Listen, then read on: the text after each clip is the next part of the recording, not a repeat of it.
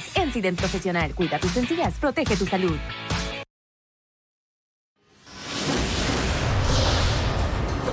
Israel lleva tropas por tierra a la frontera para eventualmente incursionar en Gaza y neutralizar la capacidad ofensiva del grupo terrorista Hamás.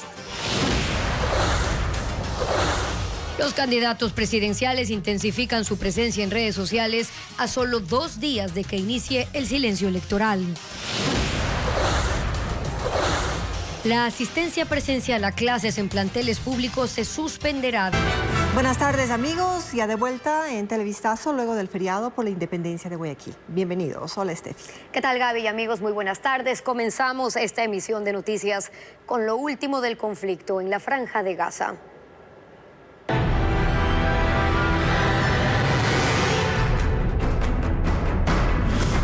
Israel, bajo ataque terrorista.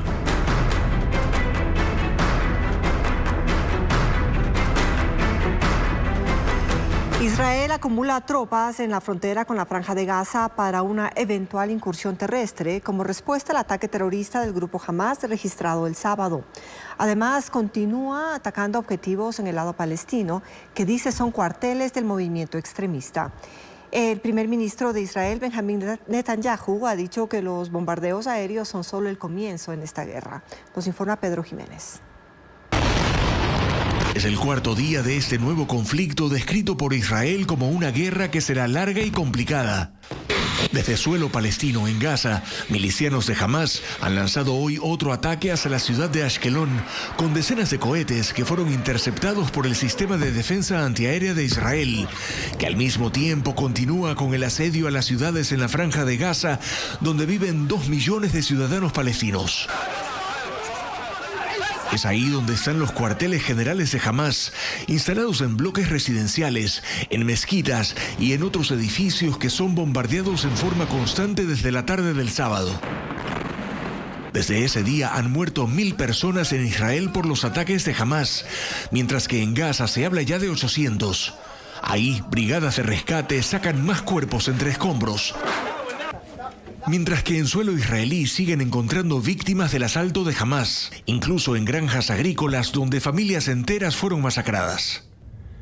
En el plano militar, Israel dice haber controlado la línea de frontera, que no se han dado más incursiones por parte de milicianos palestinos. El vocero de las Fuerzas de Defensa de Israel señala que además están en alerta en la frontera con Líbano, donde opera el movimiento extremista Hezbollah, y que alistan tropas para el que podría ser un siguiente paso, una invasión terrestre en Gaza para neutralizar la capacidad ofensiva de Hamás, que retiene en ese territorio a 150 civiles y militares israelíes secuestrados. La historia más reciente de conflictos entre Israel y Palestina se remonta a inicios del siglo XX, pero recrudeció el sábado cuando el grupo extremista Hamás perpetró uno de los ataques más sanguinarios en territorio israelí. Pero, ¿qué es este grupo? ¿Qué busca con esta guerra? Merlis González con la información. Tiroteos masivos, asesinatos a sangre fría y secuestro de soldados y civiles han sido parte de la estrategia del grupo Hamás para desatar el terror desde la mañana del sábado, cuando de manera sorpresiva penetró la barrera que divide la Franja de Gaza con Israel. Pero ¿quién es este sanguinario grupo que vulneró una de las fronteras más custodiadas del mundo? Hamás es una organización política y militar palestina con unos 20.000 combatientes en sus filas. El grupo se formó en 1987 y su nombre significa Movimiento de Resistencia Islámica, cuyo objetivo es la destrucción del Estado de Israel y la recuperación de los territorios históricos para Palestina. Sus aliados en la región son Afganistán, Irán, Qatar y Siria, pero para gran parte del mundo, incluyendo Estados Unidos y la Unión Europea, son una organización terrorista. Hamás rechaza la convivencia y la paz con el Estado judío, y al ser un ala tan radical, también entra en disputa con la autoridad palestina, ente que gobierna Cisjordania y al que jamás le quitó el control de la Franja de Gaza en 2007. Desde ahí continuamente ha lanzado ataques con misiles contra Israel, siendo las escaladas más violentas las ocurridas en 2014 y 2021. Pero el sábado fue la primera vez que lanzó una operación coordinada por aire, mar y tierra que logró vulnerar la seguridad israelí. Ismail Haniyeh, líder de Hamas, no se ha manifestado públicamente sobre el ataque, aunque voceros de su grupo insisten en la lucha y llaman a más estados árabes a sumarse a su causa. Y 2 ecuatorianos relatan el angustiante momento que vivieron durante la incursión del grupo terrorista Hamas a la ciudad de Sderot, la más cercana a Israel o de Israel a la Franja de Gaza. Junto a sus familiares lograron escapar de los ataques terroristas. Paul Romero cuenta sus historias. Unidades del ejército. Estefanía Enríquez es ecuatoriana y vive desde el 2013 en Israel, en un kibutz ubicado a 4 kilómetros de la Franja de Gaza. Está casada y tiene un hijo de 5 años. El sábado se despertó con el sonido de las sirenas que alertaron del ataque del grupo terrorista islámico Hamas. En menos de 15 minutos llegaron frente a su casa. Observó cómo ingresaron a las viviendas de sus vecinos, a quienes mataron sin piedad. Destruyeron todo lo que pudieron. Quemaron nuestras casas. Quemaron a nuestros amigos adentro. No tuvieron piedad con nadie. Con nadie. Nos mataron. Con su esposo e hijo menor, se refugiaron en el búnker de la vivienda. No tuvimos oportunidad de traer nada con nosotros, agua, comida, nada. Apenas podíamos respirar. Nuestro hijo se despertó, nos preguntó qué es lo que pasa, nos vio asustados. Dijimos, a silencio, no hables. Pasaron en el búnker un día y medio hasta que las Fuerzas Armadas de Israel les rescataron y lograron huir a otra ciudad. Marco Acosta es otro ecuatoriano que pasó la misma pesadilla. Vive en Sderot, la ciudad más cercana de Israel a la Franja de Gaza, la primera que atacó Hamas. Él observó desde el piso 7 de un edificio en donde reside cómo los extremistas islámicos atacaron mientras protegía a su familia. Fue un momento de mucho pánico, de mucho dolor. Lo que todos hicimos fue trancar las puertas de las casas con mesas, con refrigeradores, con cosas pesadas y armarnos con martillos, cuchillos, con lo que se pueda, si es que iban a entrar, que ser del caso de poder defenderle a nuestras familias como buenamente podamos. La familia de Marco también logró escapar de Sderot a otra ciudad ubicada a 200 kilómetros. Ahora está analizando retornar al país. No descarto la posibilidad, pero yo creo que hay que analizar qué es lo que va a pasar en las próximas horas. Según la Cancillería, aproximadamente 1.000 ecuatorianos residen en Israel. Hasta el momento no existen reportes de compatriotas muertos o heridos.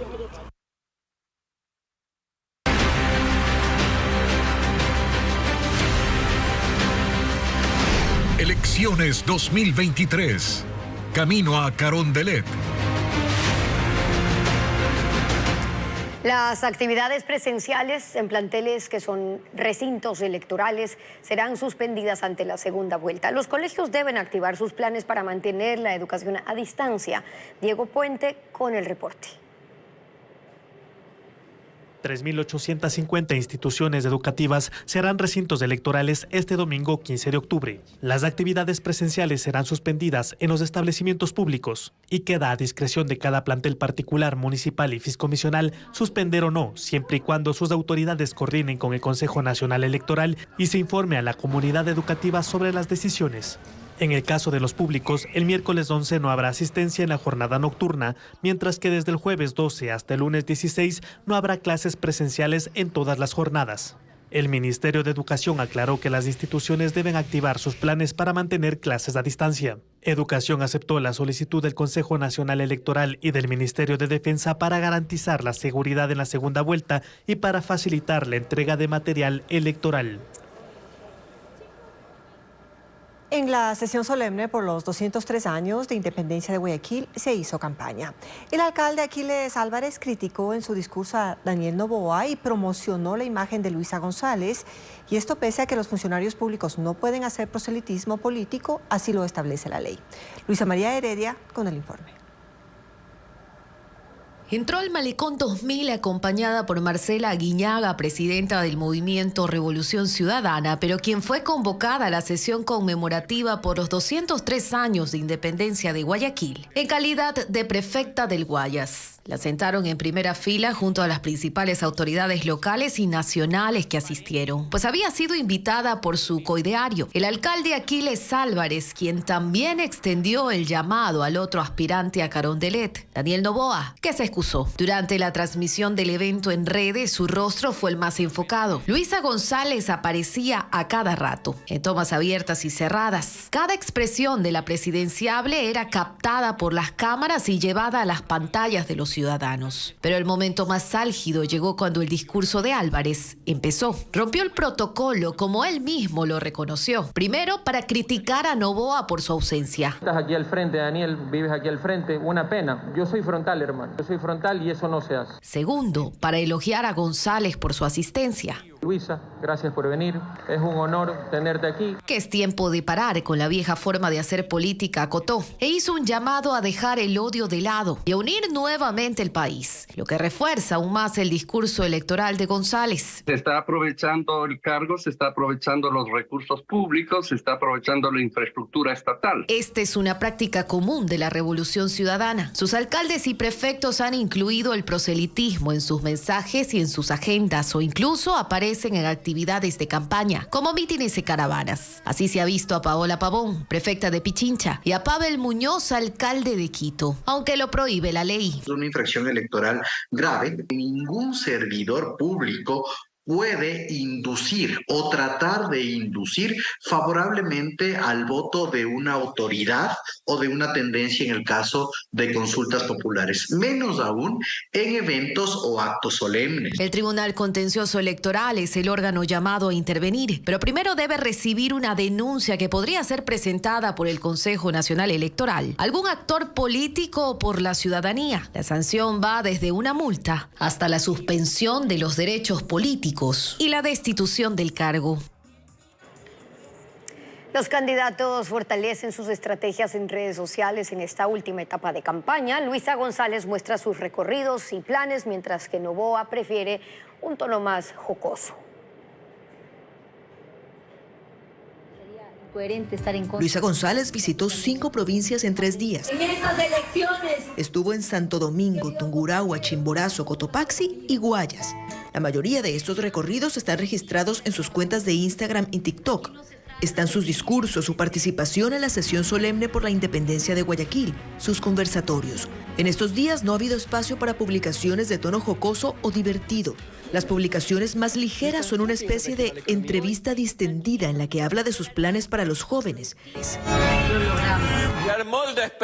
Daniel Noboa, en cambio, copó sus redes con videos cortos y de corte jocoso. Sí, hubo algunas publicaciones de sus recorridos y entrevistas y otra más haciendo público su respaldo a Israel, pero esas publicaciones serias fueron la excepción. La regla fue este tipo de videos, una explicación de por qué su amor por su esposa se parece a la refinería del Pacífico. Inmenso e invisible. O su versión propia de una canción popular.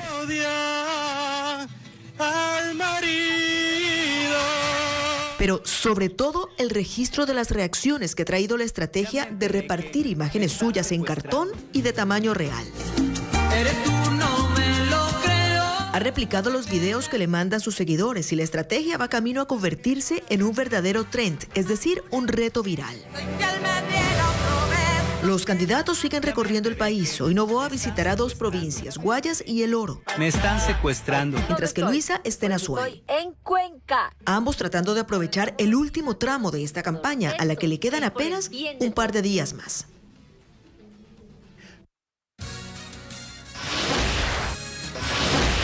Luego de la pausa, ¿qué pasará con el proceso penal por peculado en la compra de los 7 helicópteros Druff? La Corte Nacional está en sesión sobre este tema. Que se identifique Y también, ¿qué dificultades enfrentan las personas de la tercera edad?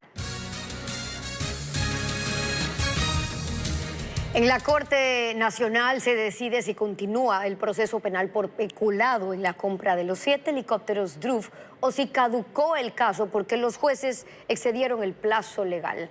Hacemos un contacto con Jacqueline Rodas. Cuéntanos, Jackie, si ya hay una resolución. Buen día.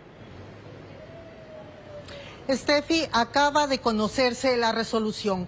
Caduca el proceso penal por peculado en la compra de los 7 helicópteros Drup y se ratifica de forma definitiva el sobreseimiento a favor de los 18 implicados, entre quienes están los exministros de Defensa Javier Ponce y Wellington Sandoval. No fue una decisión unánime, sino de mayoría, con los votos de los jueces Marco Rodríguez y Byron Guillén, quienes dijeron que ni siquiera había que instalar esta audiencia de apelación, que sería inoficioso, pues la Corte ha sobrepasado los 60 días que da la ley para resolver el recurso presentado por la Fiscalía General del Estado y por la Procuraduría. Al día de hoy han pasado ya 85 días y no ha resuelto la Corte en el tiempo determinado por la ley. La fiscal, antes de conocer esta decisión, habló de impunidad y de que no se debería sacrificar la justicia por omisiones de forma. La jueza ponente Mercedes Caicedo se apartó del criterio de la mayoría y los tres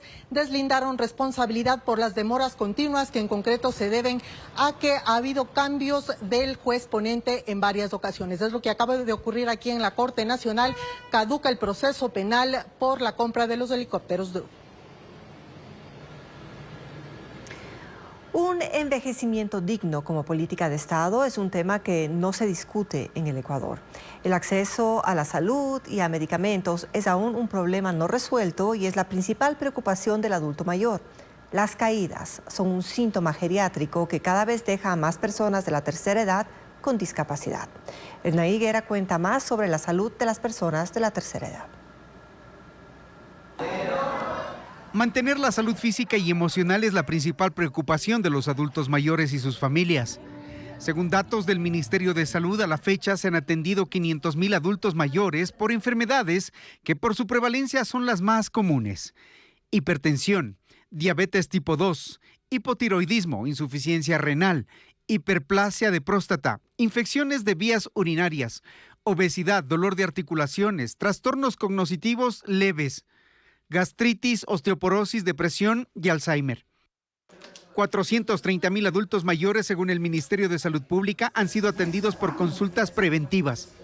En el sistema de la Seguridad Social, en cambio, los datos proporcionados por el IES registran la atención de casi 900,000 pacientes afiliados y beneficiarios de la tercera edad con las mismas patologías que se atendieron en distintos niveles, dependiendo de la complejidad. El sistema de salud público y del Seguro Social no desconocen los problemas de agendamiento de citas, la atemporalidad de las consultas y la escasez aún no superada de medicamentos e insumos. Y los grandes síndromes geriátricos, que dentro de esos grandes síndromes geriátricos consta, por ejemplo, las caídas, que son muy poco analizadas y evaluadas. Las caídas dejan más adultos mayores con discapacidad. Los entornos intra y extrafamiliares no son amigables. 223,000 personas adultas mayores están registradas en el Consejo Nacional de Discapacidades por caídas o accidentes. Tienen problemas auditivos, problemas intelectuales, de lenguaje, psicología y psicosocial y visual. Quienes tienen posibilidad van a consulta privada. Otros se resignan a la espera y al cambio de calidad de vida. La situación de salud para el adulto mayor en la ruralidad es más complejo. Cada año los adultos mayores en Ecuador serán más y hay un déficit de especialistas geriatras. La Organización Mundial de la Salud determina que debe existir un geriatra por cada 5,000 adultos mayores. Ecuador tiene en todo el territorio apenas 130 geriatras. Nos falta política pública, nos falta ejecutar lo que ya está escrito en la ley, nos falta que se reglamente que en los centros de salud haya gente especializada, que en los entornos de movilidad se considere la movilidad de la persona mayor. Los costos de la salud son cada vez más altos. La consulta externa tiene un costo promedio de $75. La hospitalización de un paciente adulto mayor está calculada por día en $2,362 y varía por la complejidad de la enfermedad. En lo privado las cifras se duplican y pueden hasta triplicarse. En la población adulta mayor solo el 2% tiene un seguro privado. Mañana, en una nueva entrega, conoceremos a los adultos mayores que siguen trabajando por necesidad o como una terapia para mantener la salud. ¿Y cuál es el argumento de la Fiscalía para no revelar la identidad del testigo protegido en el caso Villavicencio? Al regresar, se lo contamos. La investigación por el asesinato de Fernando Villavicencio seguirá a la próxima fase, la preparatoria de juicio. Sin embargo, aún hay diligencias pendientes. Fabiola Santana explica cuáles son.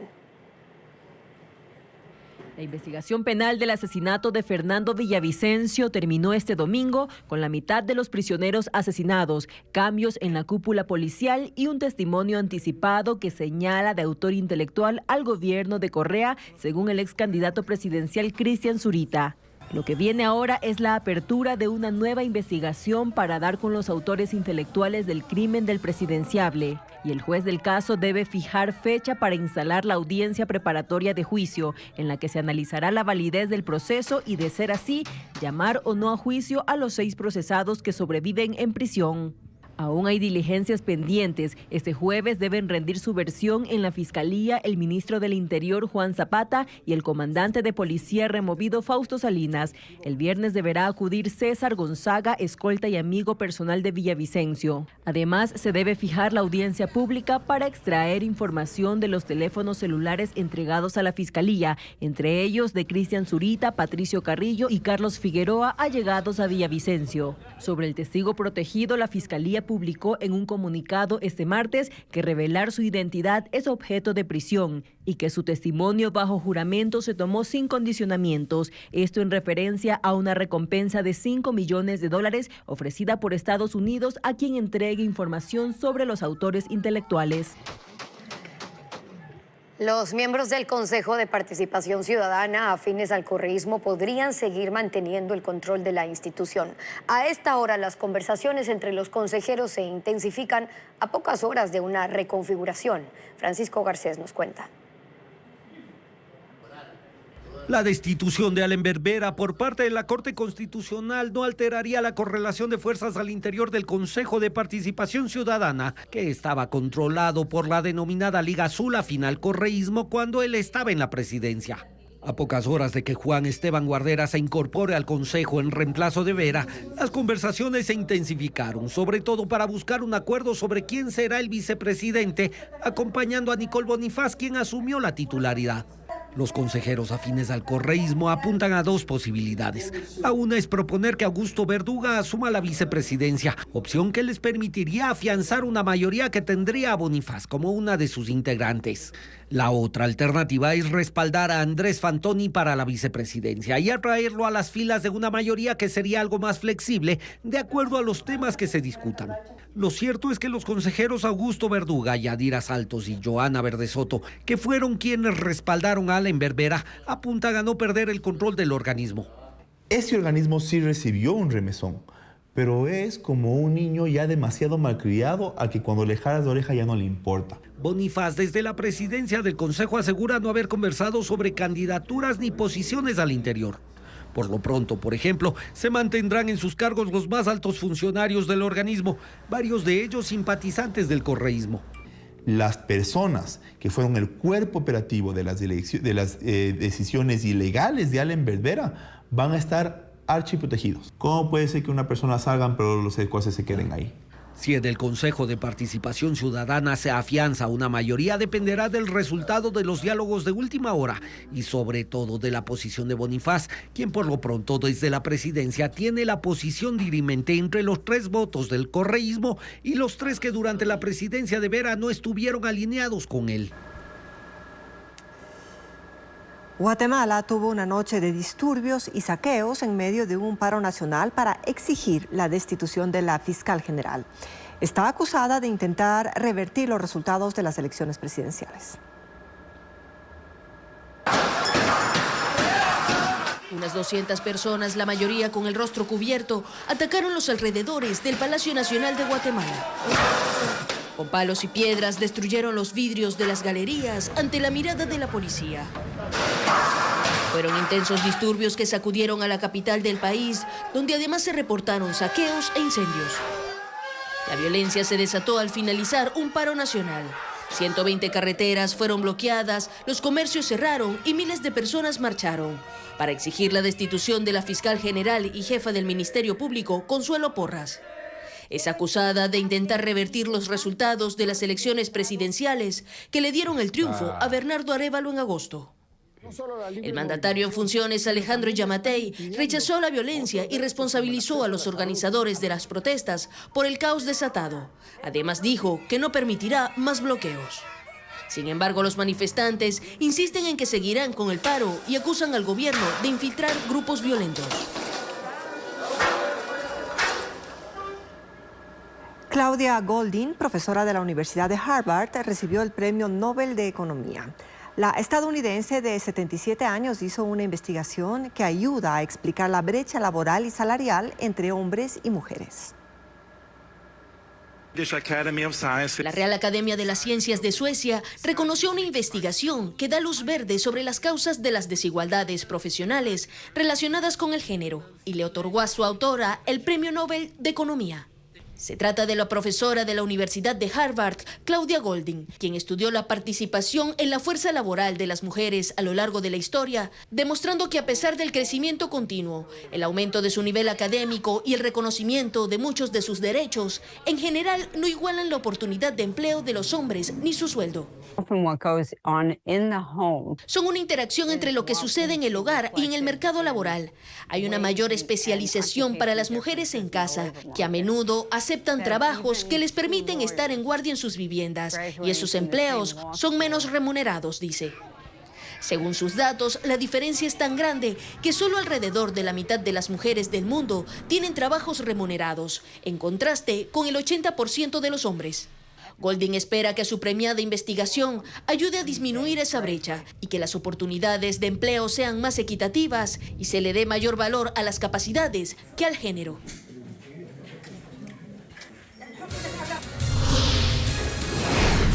Y en minutos, ¿qué pasó con la actividad fluvial del río Guayas que dinamizaba la economía de Guayaquil? Ya le contamos en una entrega del especial de Televistazo.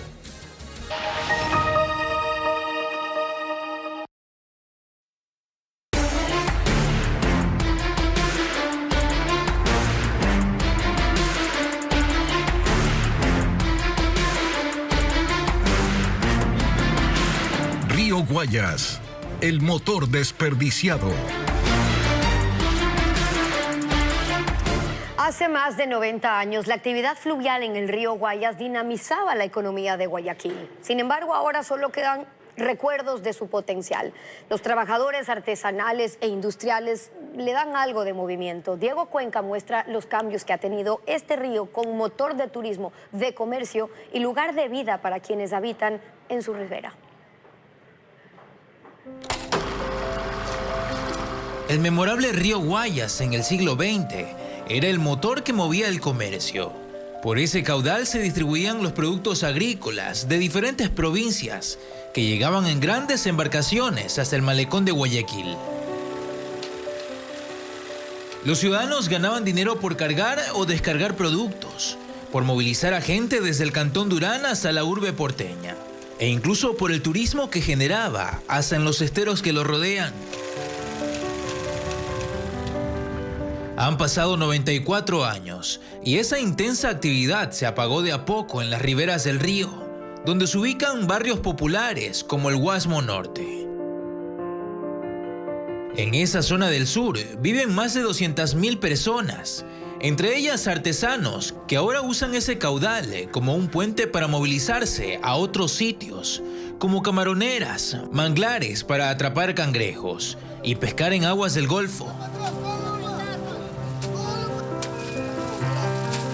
El río ya no es su principal fuente de producción, cuenta este grupo de trabajadores, que en una precaria lancha arriba a la orilla de la cooperativa 5 de agosto, donde están sus casas y donde aprendieron a ganarse la vida. Yo tengo 45 años trabajando en el río. Mis padres no me dieron estudio y me enseñaron la pesca, qué sé yo, y ya me quedé ahí para tal fin que uno ya esté vivo. En las riberas también se levantan zonas industriales, talleres donde reparan grandes embarcaciones que llegan desde Galápagos o barcos de carga que con la ayuda de un remolcador logran navegar. En ese ambiente naval vive Luis desde hace 60 años, quien dice haber visto morir al que llama el manso Guayas. El agua era más clara, era un poco transparente No es como ahora que está demasiado contaminada, demasiado sucia, que ahora yo me bañaba incluso, ahora ya no sé qué va a bañar. En esas orillas contaminadas sobreviven carpinteros navales, como Mauro, que a sus 75 años aún tiene la fuerza para trabajar en lo que antes era rentable por la intensa actividad. Este es el único trabajo que lo aprendí de 12 años. Yo hago estas embarcaciones para los pescadores cangrejeros. Televistazo navegó desde el sur hasta el centro y en las faldas de ese caudal encontró unidades educativas, edificios que están alrededor del barrio El Astillero. El río está lleno de contrastes. Del lado de Durán, pequeñas viviendas integran populares ciudadelas del cantón ferroviario. Mientras en San Borondón se levantan lujosas casas que muestran el crecimiento del sector inmobiliario, que se tomó las riberas de ese río que aspira a ser el motor del renacimiento del turismo, el comercio y la vida de su gente. Y esta semana serán las 2 últimas funciones de la comedia Los Declaro Ex Marido y Ex Mujer en el Park Fest de San Borondón. También ya comenzó el Festival de Cine EDOC, donde se proyectarán 53 películas nacionales y extranjeras. Estefanía Arias con la agenda cultural.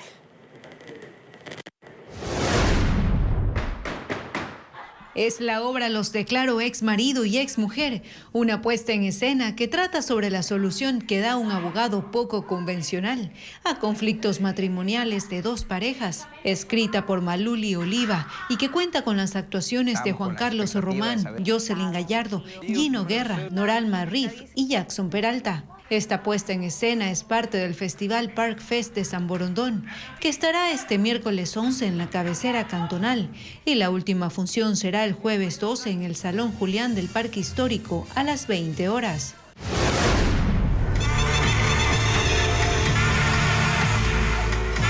La película Al otro lado de la niebla, del cineasta ecuatoriano Sebastián Cordero, abrió el Festival Internacional de Cine Documental Encuentros del Otro Cine. En el filme, Sebastián, junto con Iván Vallejo, el primer ecuatoriano en coronar el Everest en 1999, emprende un viaje a Nepal y se da cuenta de las muchas cosas en común que tienen. El evento este año proyectará 53 películas de todas partes del mundo. Los aficionados al séptimo arte podrán disfrutar de las cintas hasta el 15 de octubre. Fue una vitrina cultural para las 24 provincias del país.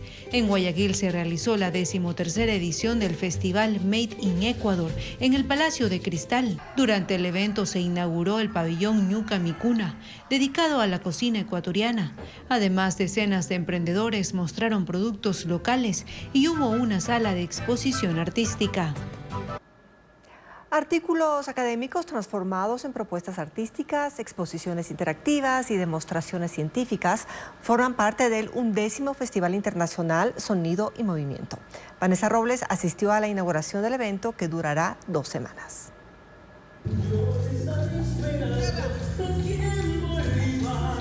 La letra de un pasacalle originario de la comuna Atravesado Libertador Bolívar, en la provincia de Santa Elena, es la cortina musical para esta danza folclórica inspirada en el artículo académico Soberanía Popular. 30 minutos de baile resumen el trabajo científico que relata el progreso de esta comunidad peninsular, fusionando el arte y la ciencia. Quise llevar al escenario buscándole la parte artística, folclórica, también se creó música. Ellos comenzaron, en especial las mujeres, a trabajar en emprendimientos, en sus artesanías. Esta es la temática del 11º Festival Internacional Sonido y Movimiento, en el que se realizarán 31 actividades durante 2 semanas. Universidades locales de Manta, Azogues, Loja y Pastaza, pero también internacionales de Perú, Colombia y España, formaron parte de esta convocatoria. Hicimos una invitación a las universidades para que convoquen a los investigadores de su misma universidad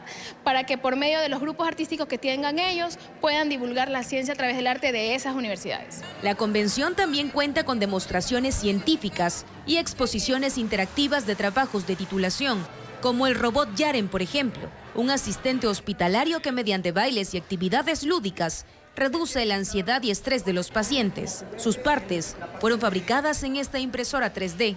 El artículo se llama Robot de Medio Torso para el acompañamiento de adultos de tercera edad y niños. La entrada es gratuita y se espera recibir a más de 2.000 asistentes entre las 9 de la mañana y 8 de la noche, hasta la culminación del festival, el 20 de octubre.